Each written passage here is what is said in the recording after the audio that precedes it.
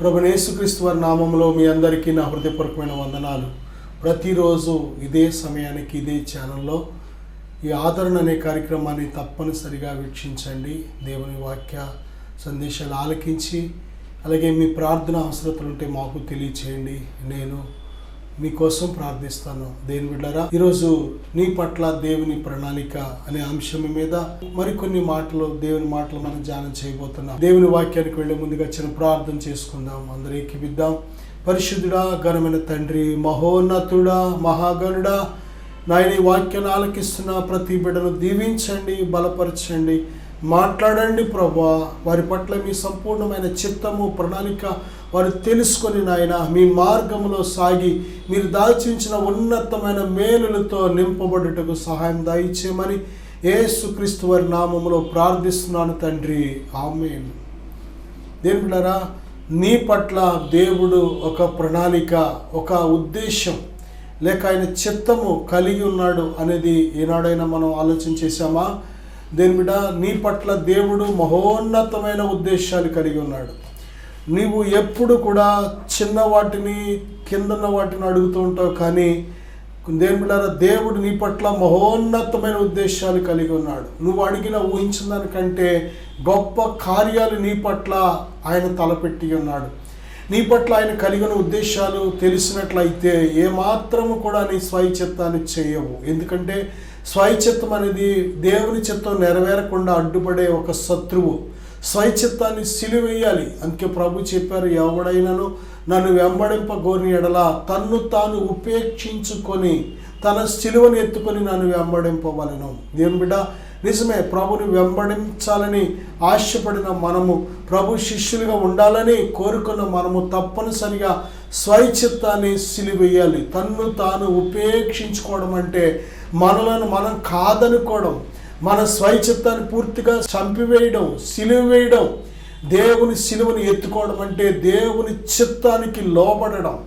దేవుని బిడ్డలారా, దేవుని చిత్త ప్రకారము చేయువాడే పరలోకమందున దేవుని పిల్లలు. ప్రభువా ప్రభువా నన్ను పిలుచు ప్రతివాడు పరలోక రాజ్యంలో చేరడు, కానీ నా తండ్రి చిత్త ప్రకారము చేయువాడే ప్రవేశించనని ప్రభు స్పష్టంగా చెప్పారు.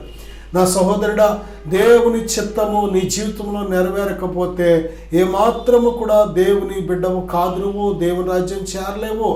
దేవుని చిత్త ప్రకారం మనం చేసిన నాడే మనము దేవుని రాజ్యానికి యోగ్యులంగా ఉంటున్నాం.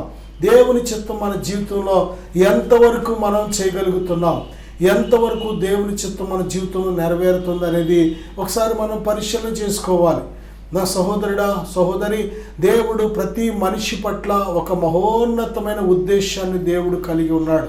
ఆ ఉద్దేశం మనం తెలుసుకొని ఆ ఉద్దేశం నెరవేర్చబడినట్లు మనము కానీ అంగీకరించి దేవునికి లోబడి సాగుతున్నప్పుడు దేవుని బిడ్డ, మన జీవితాలు మహోన్నతమైన రీతిలో అవి వెలిగించబడుతూ ఉంటాయి, ప్రకాశిస్తూ ఉంటాయి. కనుక ఇక్కడ మనం చూస్తే కొద్దిమంది జీవితాలు కానీ మనం చూసినట్లయితే అబ్రహాము జీవితాన్ని ఒకసారి మనం చూద్దాం. ఆదికాండం 12:1-3 మనం చూస్తే, నిన్ను గొప్ప జనముగా చేసి నిన్ను ఆశీర్వదించి నీ నామమును గొప్ప చేయుదును, నీవు ఆశీర్వాదముగా ఉందువు, నిన్ను ఆశీర్వదించు వారిని ఆశీర్వదించేదను, నిన్ను దూషించు వారిని శపించేదను, భూమి యొక్క సమస్త వంశములు నీ యందు ఆశీర్వదించబడును. దేవుడు అబ్రహాము పట్ల ఎంత ఉన్నతమైన ఉద్దేశం కలిగి ఉన్నాడు. అబ్రహాము జీవితం అప్పటికి ఎలా ఉందంటే, వివాహమైంది కానీ బిడ్డలు లేరు. ప్రిబిడ్లరా, ఆస్తి ఉంది కానీ ఆ యొక్క వారసుడు లేడు. అన్నీ ఉన్నాయి కానీ బిడ్డలు లేక ఎంతో కుమిలిపోయి వారు ఉన్నారు. అబ్రహాముని దేవుడు పిలిచే సమయానికే 75 సంవత్సరాల వయసు వచ్చేసింది. నా సహోదరుడా, సహోదరి, అబ్రహాము సారాలు అప్పటికే వారు వృద్ధులైపోయారు. అప్పటికే స్త్రీ ధర్మం ఆగిపోయింది ఆవిడికి. ఇక బిడ్డలు పుట్టడానికి ఏమాత్రము కూడా ఆమెకు అవకాశం లేదు. అయితే దేవుడి యొక్క ఉద్దేశం, దేవుని యొక్క ప్రణాళిక వారు ఎప్పుడైతే విన్నారో వెంటనే వారి లోపల ఒక ఆశ పుట్టింది. నిజముగా దేవుడు నన్ను పిలుస్తున్నాడో, నా బంధువులు, నా స్వజనం, నా దేశాన్ని విడిచిపెట్టి రమ్మంటున్నాడో, ఆయన ఎక్కడికి వెళ్ళమంటాడో నేను అక్కడికి వెళతాననే చక్కటి విధేయతతో లోబడి బయటకు వచ్చాడు. మంచిదే, చాలా చక్కగా లోబడ్డాడు. దేవుడు విడిచిపెట్టమన్న ప్రతి ఒక్కటి కూడా విడిచిపెట్టాడు. అయితే తనతో పాటు మళ్ళీ కొంతమంది బయలుదేరారు. ఎవరు అంటే తండ్రి బయలుదేరాడు, తర్వాత లోతు బయలుదేరాడు. దేని బిడ్డరా, చూడండి, నువ్వు దేవుని చిత్తము చేయడానికి పూనుకొని నడుం కట్టుకొని ముందుకు సాగుతుంటే మేము కూడా నీలాగే దేవుని చిత్తంలో సాగుతామని అబ్రహాము పిలుపులో అడుగు పెట్టాలని చూస్తున్న వాళ్ళు చాలామంది. అబ్రహామును పిలిచిన పిలుపుకు తగినట్లు వారు జీవించకుండా అబ్రహాము పిలిచిన పిలుపు వారిదనుకున్నట్టు జీవించేవాళ్ళు చాలామంది. దేవుడు నిన్ను ఏ ఉద్దేశంతో పిలిచాడో ఆ ఉద్దేశం నెరవేర్చబడాలి. ఒకరి ఉద్దేశంలో నీవు పాలుపంపులు పొందలేవు. ప్రతి ఒక్కరి పట్ల దేవుడు ఏ ఉద్దేశం, ఏ ప్రణాళిక కలిగి ఉన్నాడో దాన్ని చేసే దేవుడు. కానీ ఇంకొకరి పట్ల ఆయన కలిగిన ఉద్దేశం నీ జీవితంలో ఆయన చేయాలనుకున్న ఉద్దేశాలు ఇంకొకరి జీవితంలో చేసే దేవుడు కాదు ఆయన. అబ్రహాముని పిలిస్తే ఆ పిలుపులో అబ్రహాం పట్ల దేవుడు చిత్తం కలిగి ఉన్న ఆ చిత్తంలో వీరు కూడా అడుగు పెట్టాలని చూశారు.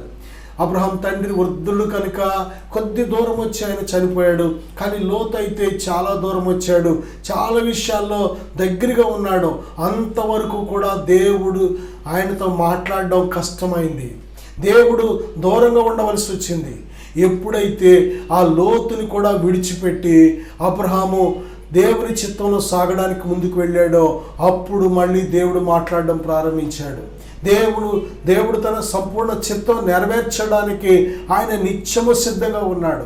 దేని బిడ్డరా, దేవుని చిత్తము ఏమిటంటే నిన్ను గొప్ప జనముగా చేసి నిన్ను ఆశీర్వదించి నీ నామమును గొప్ప చేయుదును అని దేవుడు చెప్పాడు. గొప్ప జనముగా చేస్తానని దేవుడు వాగ్దానం చేశాడు.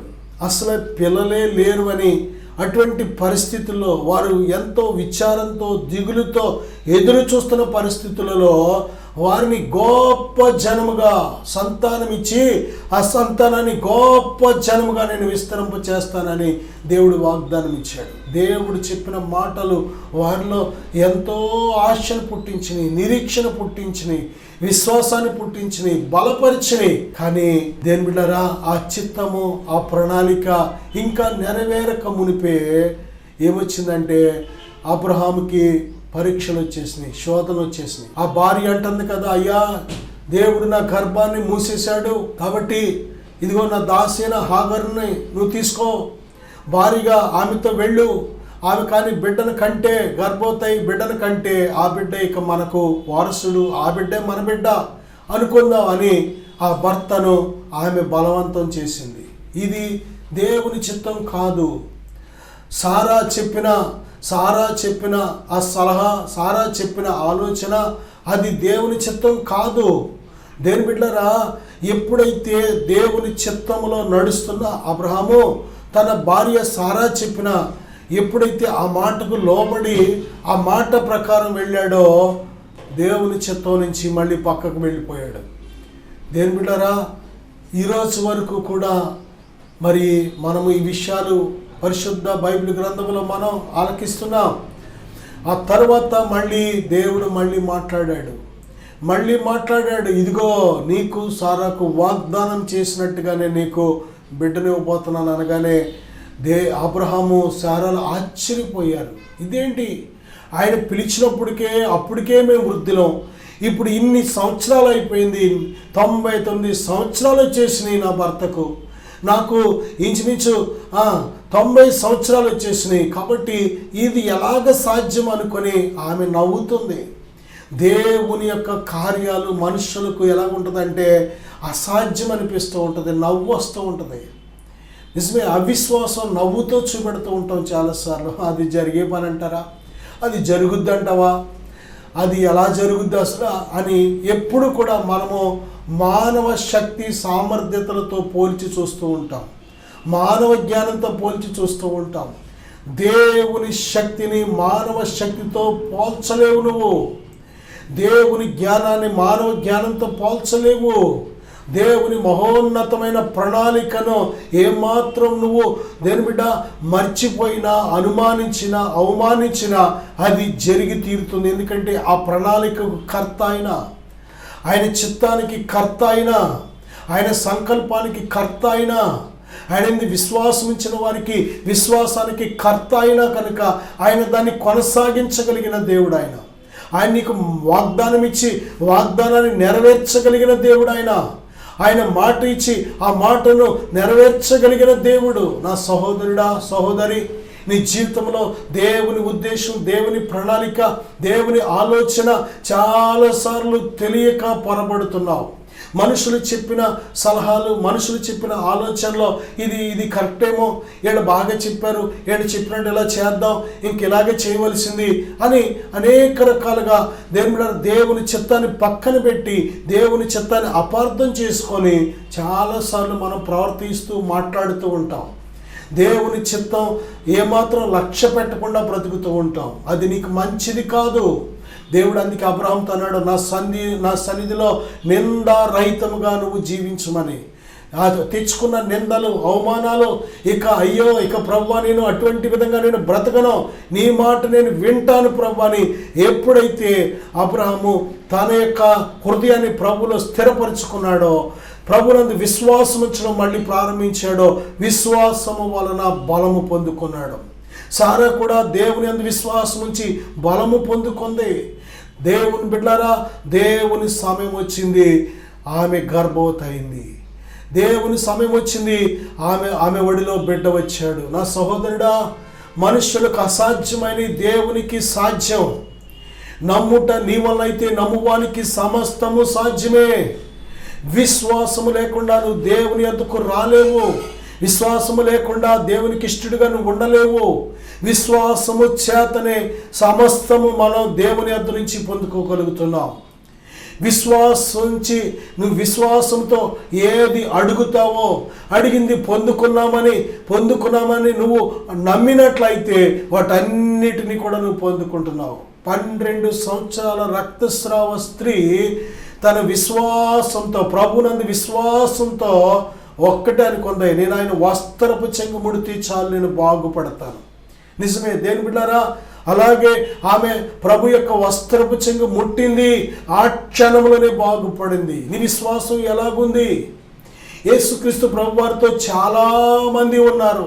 ఆయన చేతులు ముట్టుకున్నారు, ఆయన యొక్క శరీరాన్ని తాగుతున్నారు, ఆయన యొక్క దేహానికి ప్రక్కవారి దేహాలు తగులుతున్నాయి. కానీ ఏ ఒక్కరిలో కూడా శక్తి ప్రవహించట్లేదు. కారణం ఏంటంటే హృదయం ఉంది, దేహాలు ఉన్నాయి, కానీ వారి హృదయాల్లో విశ్వాసం లేదు. విశ్వాస సహితమైన టచ్ మనకు కావాలి. విశ్వాసంతో దేవుడు నన్ను స్వస్థపరుస్తాడు, దేవుడు నన్ను ముడతాడు, ఆయన శక్తితో నన్ను తాకుతాడు, నన్ను స్వస్థపరుస్తాడు, నన్ను విడిపిస్తాడు, నా జీవితం బాగుపడుతుంది, నేను విడుదల పొందుకుంటాను, దేవునికి సమస్తము సాధ్యమే అనే ఈ ఆలోచన, ఈ జ్ఞానము, ఈ విశ్వాసం నీలో ఉండాలి. దేని బిడ్డ, అబ్రహాము దేవుని నమ్మాడు, అది దేవుడు ఆయనకు నీతిగా ఇచ్చాడు. దేని బిడ్డారా, ఈరోజు కూడా ప్రభుని యేసుక్రీస్తునందు విశ్వాసం ఇచ్చిన మన అందరినీ కూడా ఆయన నీతిమంతులుగా చేస్తున్నాడు. ఆయన ప్రభుని యేసుక్రీస్తునందు విశ్వాసం ఇచ్చిన ప్రతి ఒక్కరిని పరలోకపు తండ్రి తన కుమారులుగా, కుమార్తెలుగా అంగీకరిస్తున్నాడు. యేసుక్రీస్తునందు విశ్వాసం ఇచ్చిన ప్రతి ఒక్కరిలో తన పరిశుద్ధాత్మ అనే సంచకరువునిస్తున్నాడు. యేసుక్రీస్తునందు విశ్వాసం ఇచ్చిన ప్రతి ఒక్కరిలో నిత్య జీవాన్ని దేవుడు అనుగ్రహిస్తున్నాడు. యేసునందు విశ్వాసం ఇచ్చిన వాడు నిత్య జీవము గలవాడు. నా సహోదరుడా, సహోదరి, ఈ యొక్క సమయంలో నిజమే ప్రభువునందు విశ్వాసం నీకు చాలట్లేదా? ఇదిగో వినుట వలన విశ్వాసం కలుగుతుందని రోమపత్రికలో దేవుడు చెప్తున్నాడు. ప్రభువైన యేసు క్రీస్తు వారు చెప్పిన ప్రతి మాట నువ్వు ధ్యానిస్తున్నప్పుడు, నువ్వు వింటున్నప్పుడు, నువ్వు చదువుతున్నప్పుడు ఆటోమేటిక్గా దేవుని వాక్యానికి ఉన్న శక్తి ఏమిటంటే నీ లోపల విశ్వాసాన్ని తయారు చేస్తూ ఉంటుంది. విశ్వాసం దేవుని బిడ్డలారా, ఈ లోకంలో చాలా విశ్వాసాలు ఉన్నాయి. మనుషులు కూడా ప్రభుని గురించి చెబుతుంటే విశ్వాసం కలుగుతుంది. కానీ దేవుని వాక్యాన్ని నువ్వు ప్రత్యక్షంగా ధ్యానిస్తున్నప్పుడు గొప్ప విశ్వాసం, నీ జీవితంలో అద్భుతాలు జరిగించే విశ్వాసాన్ని నువ్వు పొందుకుంటున్నావు. దేవుని బిడ్డలారా, వినుట వలన విశ్వాసం కలుగుతుంది. అబ్రహాము దేవుని మాట ఎప్పుడైతే విన్నాడో ఆయన లోపల విశ్వాసం కలిగింది. కాబట్టే ఆ దేశాన్ని, ఆ యొక్క తండ్రి ఇంటిని, ఆ జనులను, ఆ బంధాలను అన్నిటినీ విడిచిపెట్టి బయలుదేరాడు. కానీ మళ్ళీ భార్య చెప్పిన మాట విన్నాడు, మనుషులు చెప్పిన మాట మళ్ళీ విన్నాడు.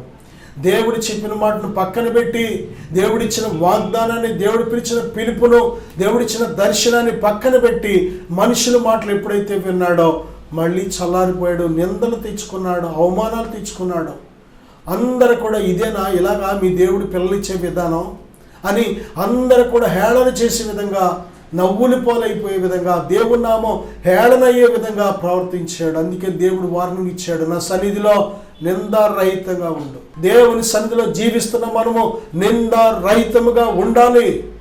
దేవుని చిత్తం నెరవేర్చబడాలి అంటే ఎక్కడ శత్రువుకు మన చోటు ఇవ్వకుండా ఉండాలి.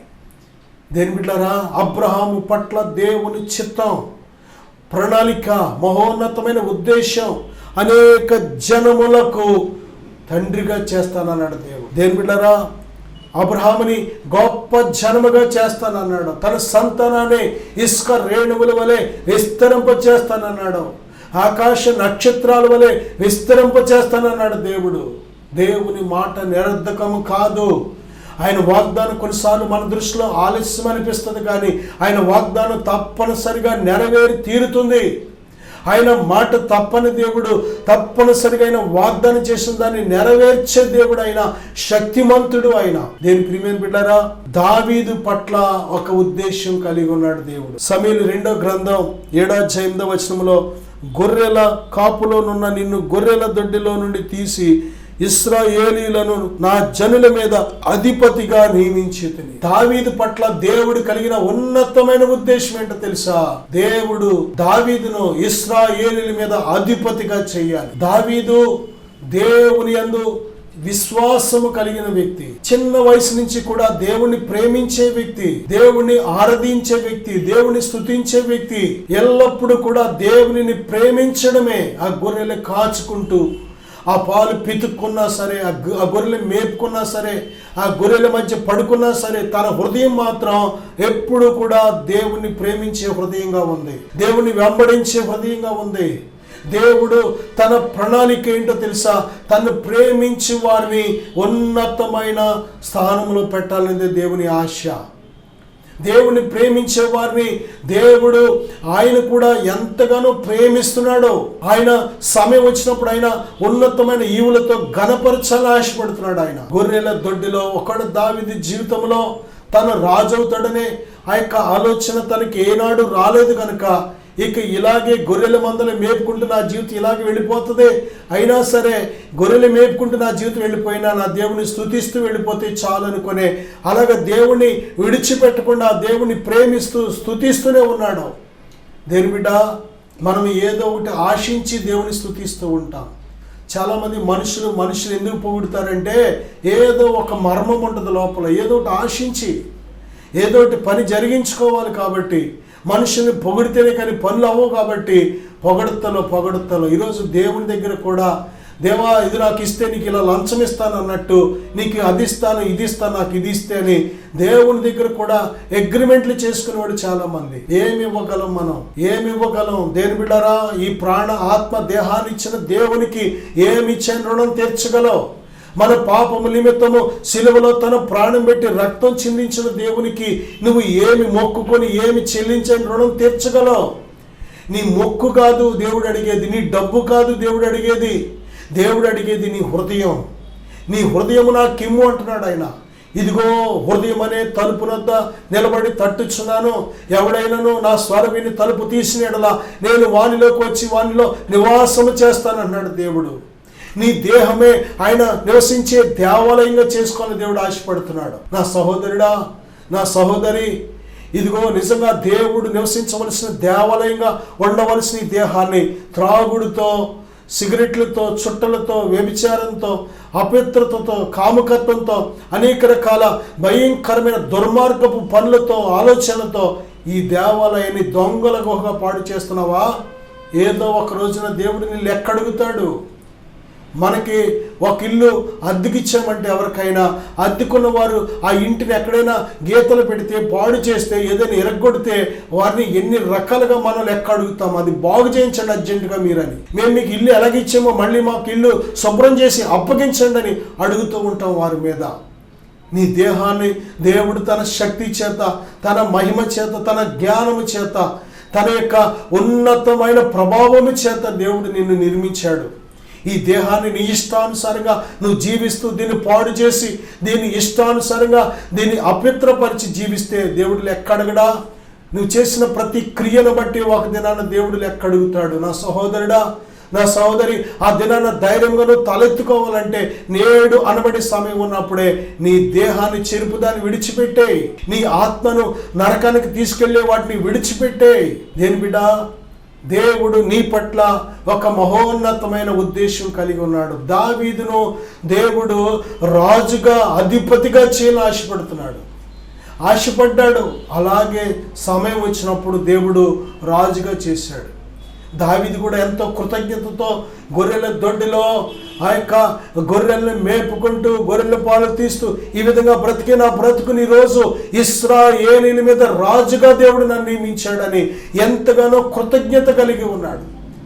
మధ్యలో ఒక్కసారి దేవుని మీద చేసిన తిరుగుబాటును బట్టి ఎంతగా కన్నీరు కార్చాడంటే తన పరుపు కన్నీటిలో కొట్టుకుని పోయేలాగా కన్నీరు విడిచాడు. నా సహోదరుడా, నా సహోదరి, దేవుడు నిన్ను ప్రేమిస్తున్నాడు. శాశ్వతమైన ప్రేమతో నిన్ను ప్రేమిస్తున్నాడు. నీ పట్ల మహోన్నతమైన ఉద్దేశం దేవుడు కలిగి ఉన్నాడు. ఆ ఉద్దేశం నెరవేరాలి అంటే దేవుని చిత్తను తెలుసుకోవాలి. దావీదును హెచ్చించిన దేవుడు నిన్ను హెచ్చించాలని ఆశపడుతున్నాడు. అబ్రహాముని దీవించిన దేవుడు నిన్ను దీవించాలని ఆశపడుతున్నాడు. యోసేపును దీవించిన దేవుడు నిన్ను దీవించాలని ఆశపడుతున్నాడు. ఆయన చిత్తం తెలుసుకుంటున్నావా? నీ పట్ల ఆయన ప్రణాళిక తెలుసుకున్నావా? మత్తయి సువార్త 10వ అధ్యాయం 1 నుంచి 33 వచనాల వరకు మీ దగ్గర పరిశుద్ధ బైబిల్ ఉంటే దేవుని బిడ్డలారా చదవండి. మత్తయి సువార్త 10వ అధ్యాయంలో చేపలు పట్టుకునే వారిని, చదువు రాని వారిని దేవుని బిడ్డలారా దేవుడు ఎంతో మహోన్నతమైన పిలుపుతో పిలుచుకున్నాడు. వారి పట్ల దేవుడు కలిగిన ఉద్దేశం ఏంటో తెలుసా?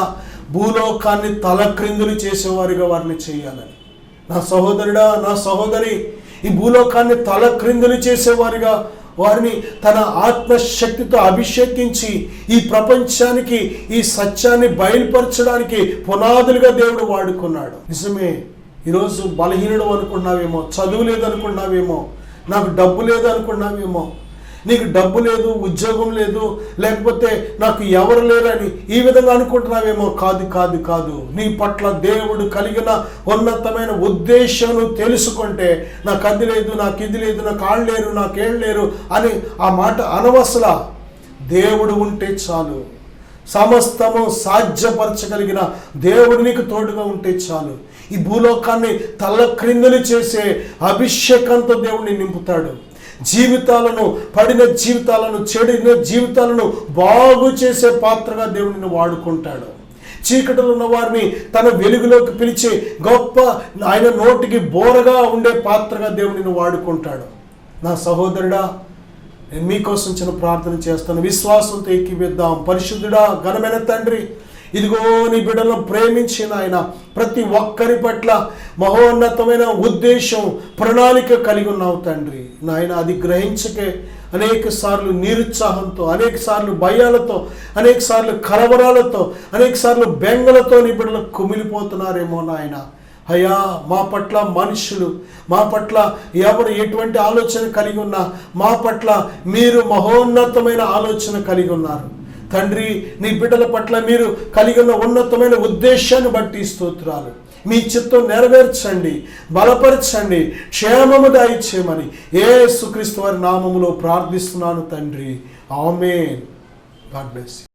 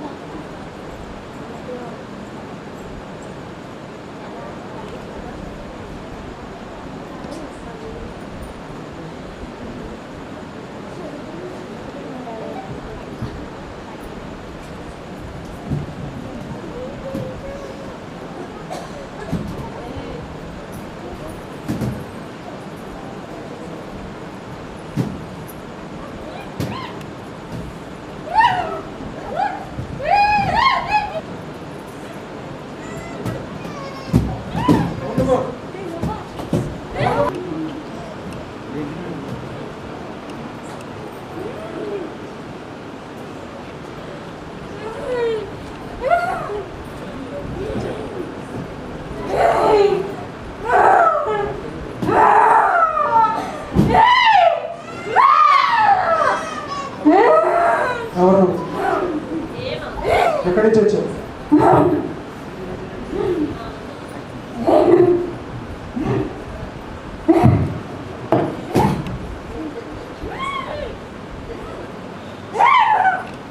యేసుక్రీస్తు నామమున ఆజ్ఞాపిస్తున్నా.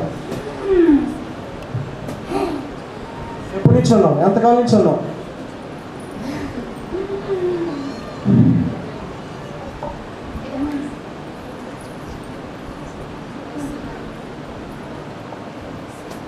In the name of Jesus Christ.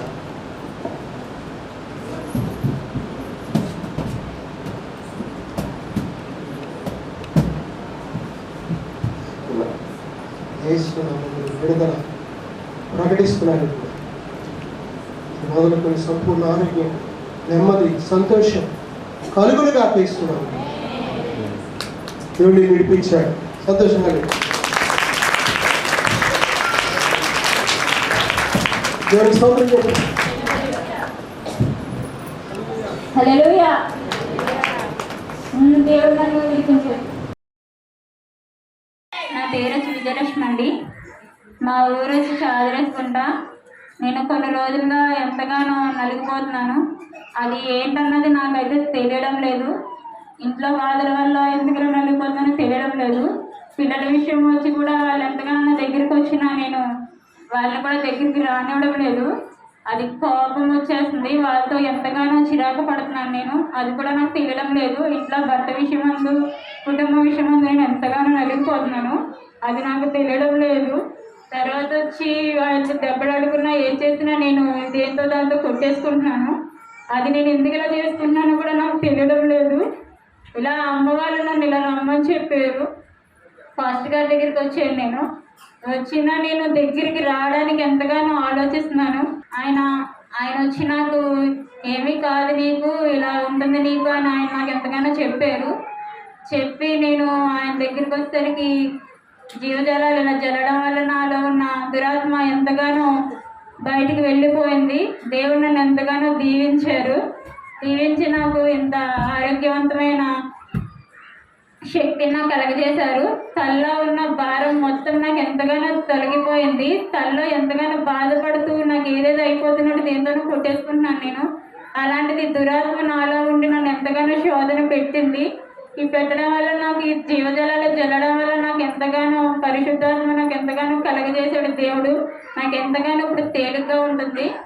ఉండి నన్ను దేవుడు ఎంతగానో దీవించి బలపరిచినందుకు నా కుటుంబాన్ని కూడా నాకు సన్నిధిలోకి నడిపించమని, నా కుటుంబాన్ని దేవుడు దీవించి ఆశీర్వదించమని, చిన్న సాక్ష్యం దేవుడు దీవించమని